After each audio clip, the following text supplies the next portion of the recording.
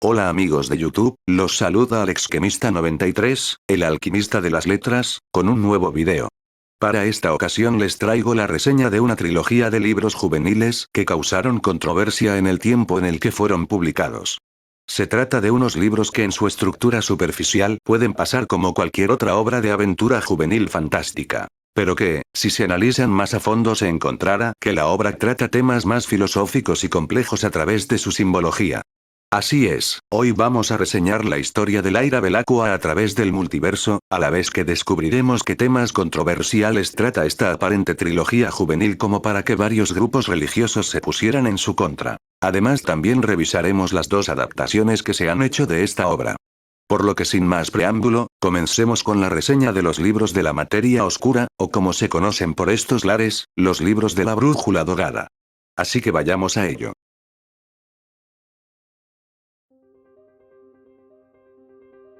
La trama. La historia sigue a Lyra Belacqua, una niña huérfana que vive en un mundo paralelo donde cada persona tiene un daimonion, un animal que representa su alma.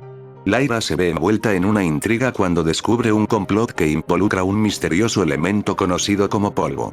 Su tío, Lord Asriel, está investigando este dichoso polvo y la existencia de otros mundos. Cuando su mejor amigo, Roger, es secuestrado por una organización secreta, Lyra se embarca en una peligrosa aventura para rescatarlo.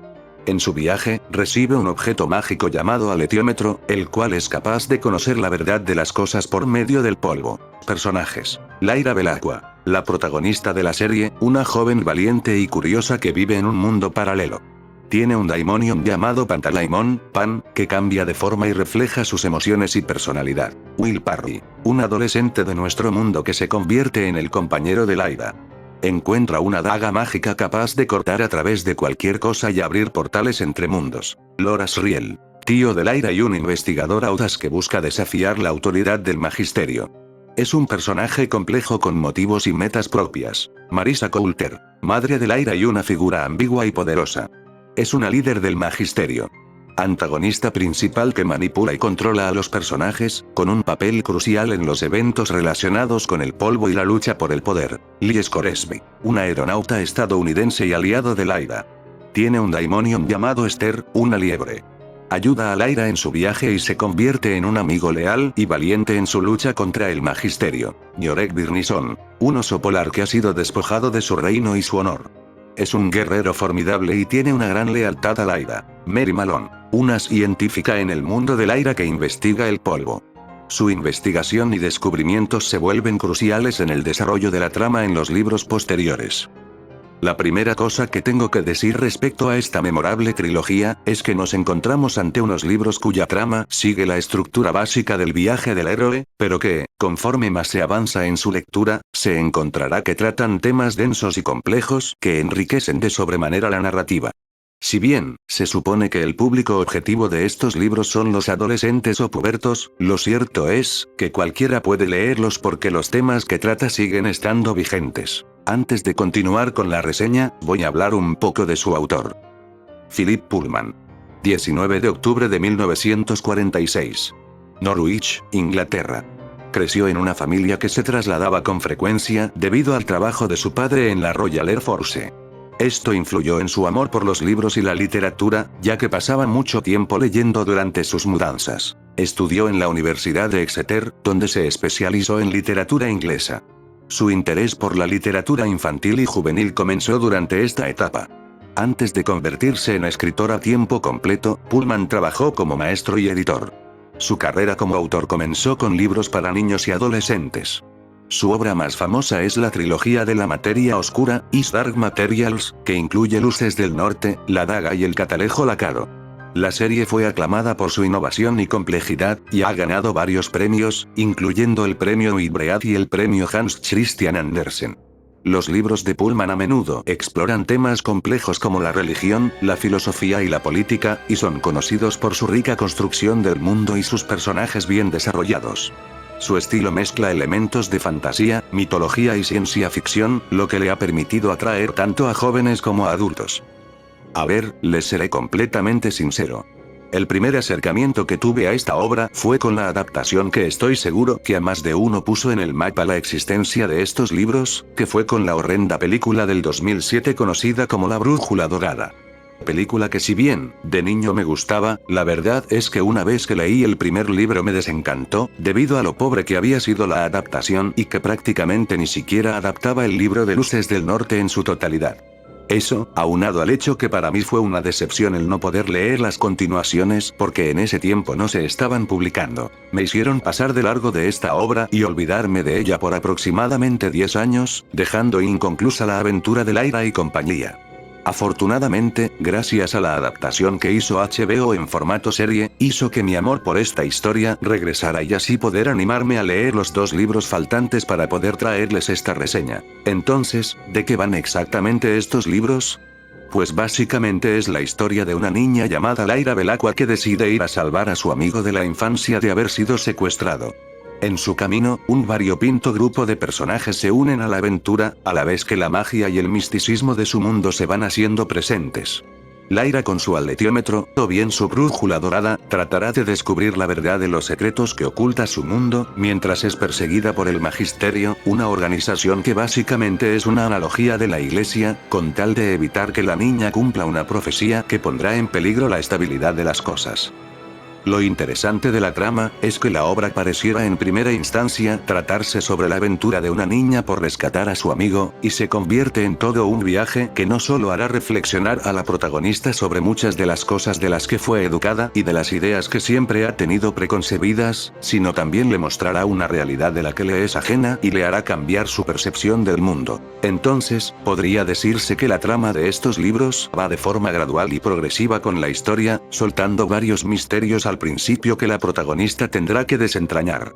Lo más curioso de todo, es que entre más se avanza en la lectura nuevos secretos saldrán a la luz, lo que tergiversará aún más lo establecido hasta el punto de convertirlo en una aventura completamente diferente y multiversal. Nuestra protagonista, Lyra Belacqua comienza en la historia siendo una niña pequeña que fue criada en el Jordan College de Oxford a causa de haber quedado huérfana a tan corta edad. Al estar rodeada de adultos, esta niña desarrolló actitudes de rebeldía, al mentir constantemente, hacer travesuras y meterse en problemas. Tan pronto como su amigo Roger es secuestrado, Lyra hará uso de todas estas habilidades para llevar a cabo su aventura. Lo interesante, es que conforme más avanza la trama, el lector será partícipe de la evolución y maduración de la protagonista debido a todos los retos que se le irán presentando. De los demás personajes, sin desgranar mucho la trama, puedo decir que también son buenos y memorables. Los mejores para mí serían el oso y Oreg Bernison, el aeronauta Lee Scoresby y la doctora Malone. Will como segundo protagonista también tiene lo suyo, lo malo es que el autor lo introduce a la historia ya algo tarde. Recién aparece en el segundo libro, y nos hace suponer que mientras que Lyra lidiaba con sus problemas a lo largo del primer libro, Will también vivió una aventura aparte que estaba ocurriendo paralelamente a la de Lyra. Sinceramente, la introducción de Will a la historia me parece de lo más forzada, y aún así, como coprotagonista también tiene lo suyo, por tener unas motivaciones diferentes a las de la chica y además por su personalidad mucho más pasiva y calculadora que contrasta con la intrepidez e impulsividad de Lyra. Roger a diferencia de Will no está del todo desarrollado, a pesar de que es por su secuestro que se mueve toda la trama del primer libro.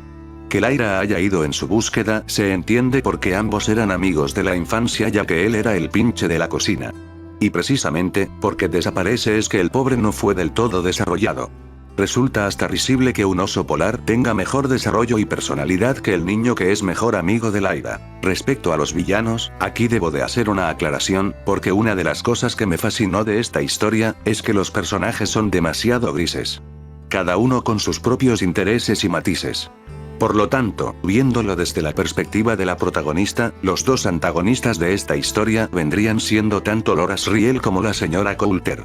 El primero por un acto que por el momento no espolearé, y la otra por ser la madre de Lyra y querer sobreprotegerla demasiado hasta el punto de convertirse en un obstáculo para su aventura. La señora Coulter como antagonista me parece fascinante, dado que es en cierto modo parecida a Lyra, al ser igual de intrépida y aventurera que ella, quien además sabe negociar y manipular a las personas, y salir lo mejor parada de cualquier situación.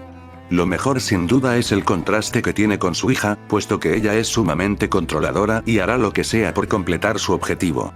es hasta cierto punto feminista, al verse como una mujer sobresaliente en un mundo académico regido por hombres. Posición que no solo le dará ventaja para llevar a cabo sus maquiavélicos planes, sino también le permitirá manipular a los miembros del magisterio para que terminen haciendo lo que ella desee. El magisterio, por otro lado, vendría siendo la organización malvada a vencer, dado que representa el poder y el control sobre las masas en el mundo de Lyra. La Iglesia, XD. Esta organización, como buena representación de la Inquisición, se dedica a perseguir y torturar a los herejes de su mundo, a la vez que esconde y tergiversa la información. Ahora pasemos a revisar la ambientación.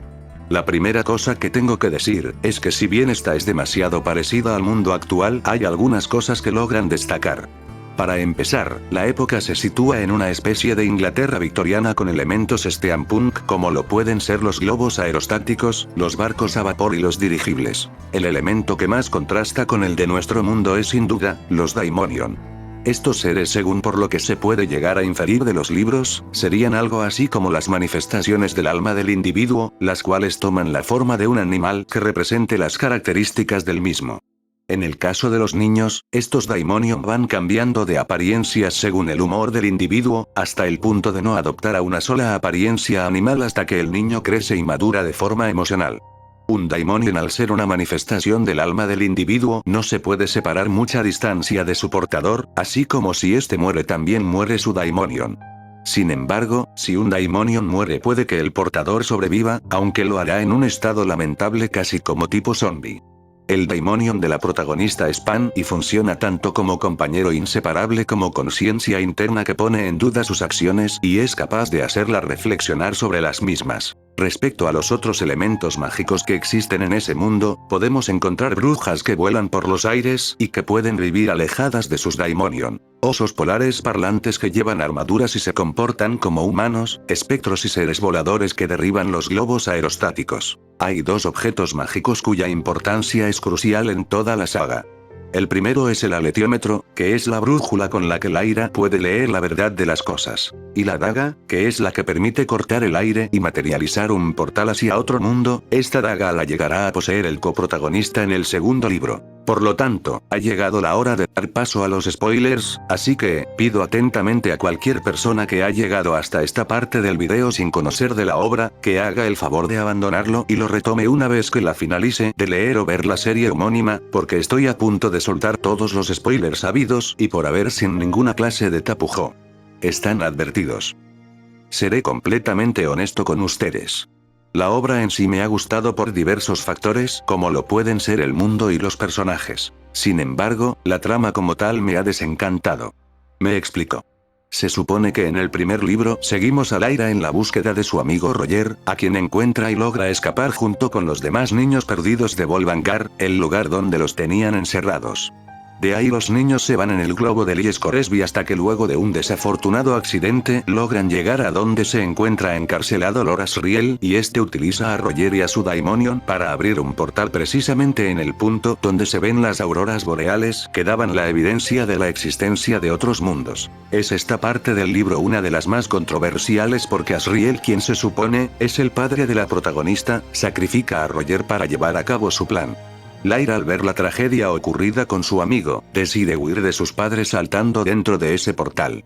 Y es aquí, precisamente en este punto tan catártico donde termina el primer libro y te deja con un cliffhanger con el que quieres sí o sí continuar leyendo el segundo libro, y es, por desgracia, aquí donde la trama empieza a decaer. La daga nos introduce una ciudad abandonada en la que se conectan varios de los mundos llamada Sitagase.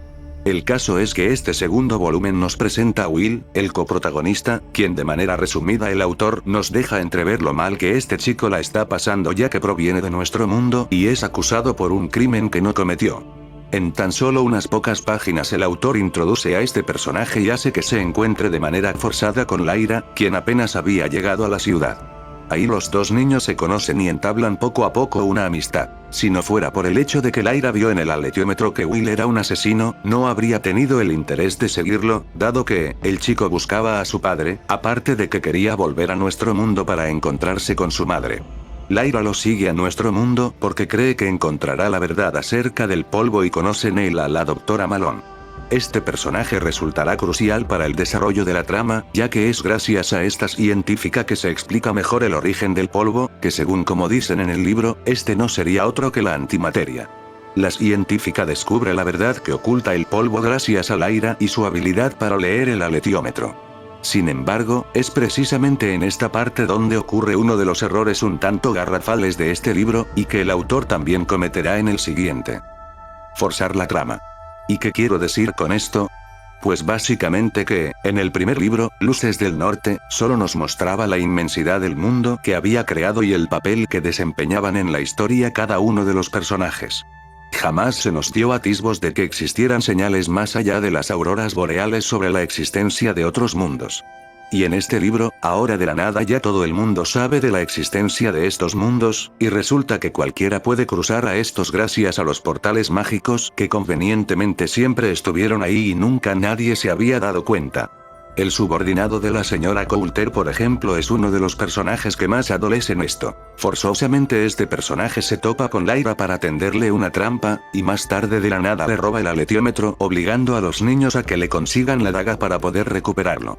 Ahora bien, ¿de dónde sacó este hombre información acerca de la daga, o cómo sabía sobre Grumman el padre de Will?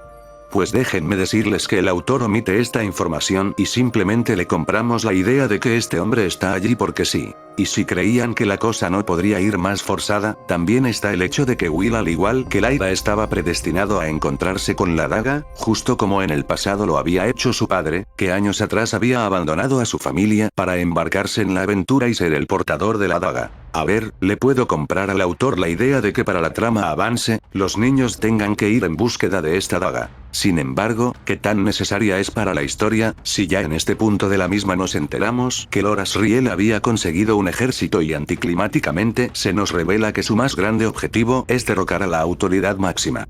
O sea, el dios que rige la existencia misma del cosmos. Espera que... ¿En qué momento esta sencilla historia de fantasía pasó a convertirse en un seinen de golpe? Ahora el autor nos mete filosofía y reflexiones metafísicas.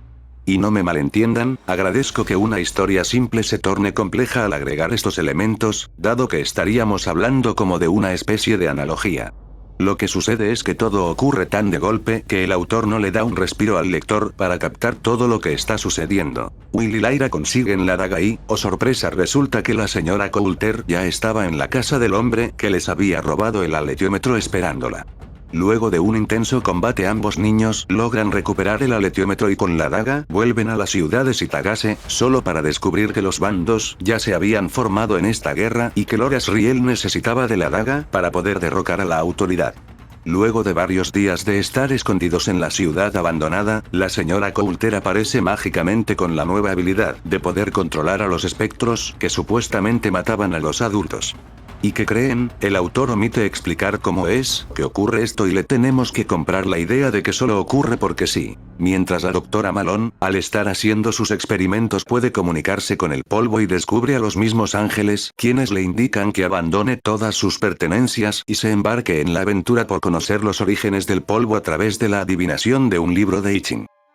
Bueno, como no les pienso contar todo el libro, solo les resumiré que todos los aliados de Lyra unen fuerzas para reunir a Grumman con su hijo, mientras que la niña se queda dormida y es secuestrada por la señora Coulter.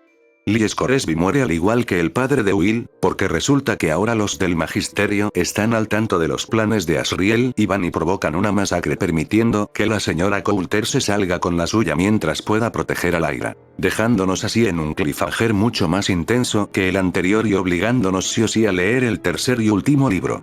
Y pues si les soy completamente honesto, el Catalejo Lacado fue el que menos me gustó de la trilogía. Y todo se debe ya no solo a lo forzado, o todas las conveniencias que el autor mete con calzador, sino porque es el más anticlimático de toda la saga.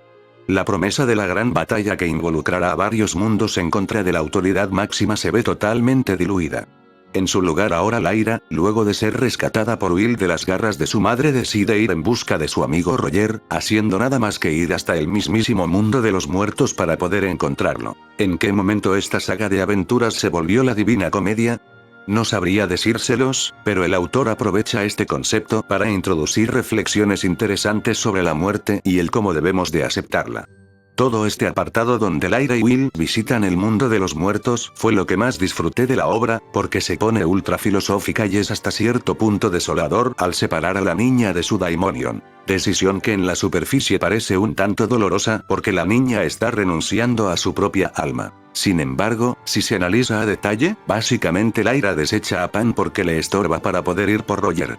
Por un impulso que en líneas generales puede sonar hasta estúpido, Lyra renuncia a la vida, cuando en realidad debería de estar ayudando a su padre en la batalla contra la autoridad. ¿Y qué decir de esta parte? Si hay algo que más me decepcionó de toda la historia en general, fue la batalla final. La autoridad como villano fue la cosa más infumable del mundo. Se supone que este ángel llamado Metatron fue quien reemplazó a Dios para instaurar el control y prohibir el libre albedrío. El caso es que este ser, para ser tan omnipotente como lo pintaba la trama, termina siendo algo completamente descafeinado y carente de esencia. Aparece solo en una escena y es engañado por Lord Asriel y la señora Coulter, haciendo que este caiga al vacío. ¿Qué?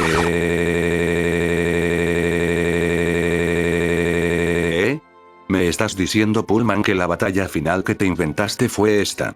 La supuesta autoridad que era el enemigo a vencer, solo se reduce a un villano simplón que se deja engañar por los encantos de la señora Coulter. No mames. No mames. Honestamente no hay por dónde cogerlo. Nada tiene sentido. Si Metatron era tan omnipotente, ¿por qué cayó al vacío? Se muere sin más. Los dos antagonistas principales también mueren y solo queda el magisterio, quienes están en medio de una cruenta batalla una vez que los niños logran salir del mundo de los muertos y liberan las almas atrapadas, haciendo que éstas se fusionen con el mundo. ¿Acaso el autor nos está sugiriendo conceptos panteístas con la analogía del polvo? Y precisamente esto último puede notarse cuando volteamos a mirar la subtrama de la doctora Malone, que es gracias a esta que el libro obtiene su nombre. El catalejo lacado no es otra cosa más que un ámbar por el cual esta mujer puede ver el polvo contenido en las cosas. Este artefacto es hecho por unas de las criaturas más originales que se inventó el autor. Los Mulefa. Que en palabras sencillas son como camellos con trompas y ruedas en lugar de pies. Estos seres se comunican por medio del tacto y el lenguaje corporal. Por lo que los capítulos que se centraban en mostrar el día a día de estas criaturas, fueron un deleite de leer. Ahora bien, el único atisbo que tenemos de la supuesta batalla es un capítulo donde Lyra y compañía llegan al lugar de la guerra gracias a la daga. Eso es el único vistazo que tenemos de dicha batalla, que engloba un montón de mundos. Luego de esto, los niños llegan a donde la doctora Malone y escuchan su historia. Si el autor ya nos dejaba entrever cuestiones ateas en la historia, este capítulo es una dura crítica a la religión y las instituciones, dado que la doctora Malone se explaya al contarles a los niños su historia de amor. Historia que hace que ambos recapaciten y descubran que ellos se aman mutuamente. Sentimiento que tras luego de escuchar la historia de la doctora Malone sea completamente comprensible, pero que, si se analiza a detalle, se encontrará que este está pobremente justificado. En toda la obra nunca hubo atisbos de romance entre Lyra y Will. Ni siquiera algo que hiciera que se gustaran, fue más una amistad que un amor per se. Y ahora de la nada se enamoran, y solo sirvió para que el autor desgarrara el corazón del lector, obligando a ambos niños a separarse solo porque la trama lo requería. Que la daga necesitaba ser destruida para que no ocasionara más daño lo entiendo, sin embargo, que los niños se tengan que separar porque ninguno de ellos no puede vivir lejos de su mundo no tiene razón de ser. En toda la obra personajes fueron y vinieron entre mundos y ninguno de ellos sufrió alguna clase de repercusión por hacerlo. Solo el padre de Will. Y ahora resulta que los niños se tienen que separar para preservar el equilibrio y no sé qué mamada. No. No. No. Te puedes meter tus justificaciones por el culo, Pullman. ¿Para qué juegas así con el lector? Will y Lyra podían vivir juntos sin problema, y más ahora que Lyra ha madurado y Pan adoptó la forma de un armiño y Will ya tiene a su daimonion, que es un gato. Separarlos no tienen justificación alguna más allá de generar un desenlace agridulce y abierto que pues en realidad ni era necesario. La obra termina como termina por capricho del autor y solo puedo decir que todo estuvo completamente forzado y mal trabajado. Este libro no solo se siente inferior a sus antecesores, sino también todo está tan mal desarrollado que parece más un final sacado por las prisas que uno bien planeado.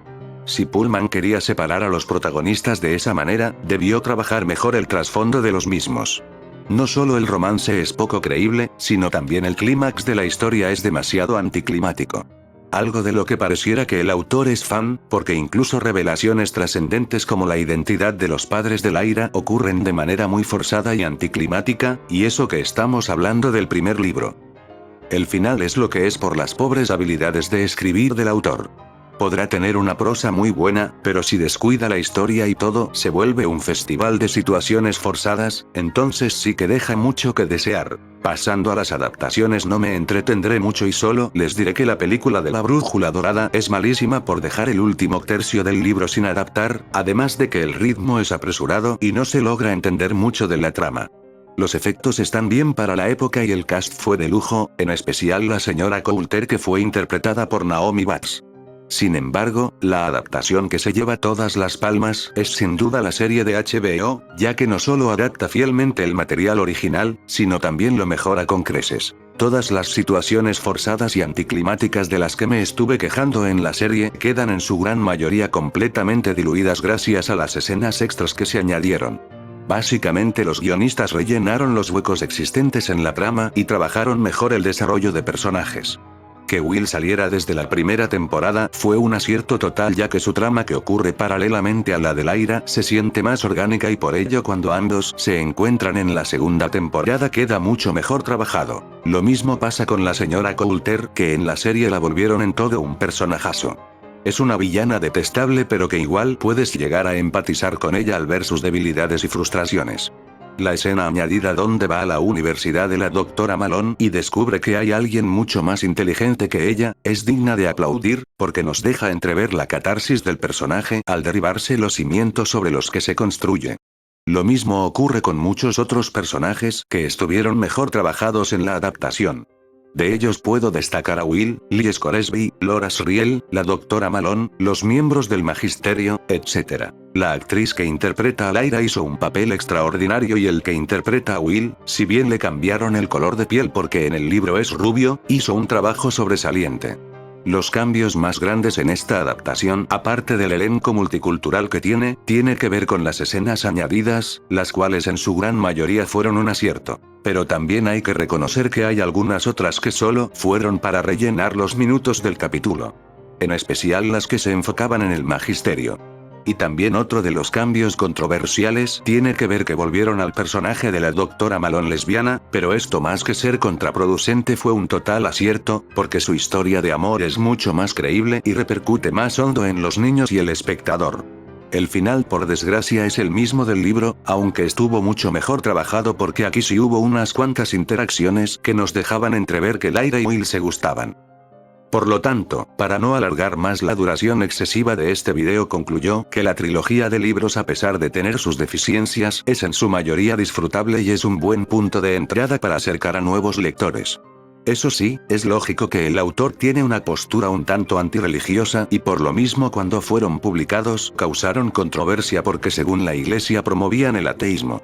Cosa que he de decir que no es así, y quien realmente lo crea, entonces le falta más pensamiento crítico porque la historia al estar escrita como una analogía nos deja entrever una crítica social más enfocada hacia quienes rigen las instituciones religiosas que a la religión como tal. Eso sí, se pueden realizar ciertas lecturas panteístas sobre el concepto del polvo y los daimonion pero me parece que esto tiene que ver más con la filosofía oriental y cosas sacadas del budismo. No por nada el estilo de vida de los Mulefa me recuerda mucho a los monjes zen. En fin, pasemos a las connotaciones de los tres libros y las adaptaciones.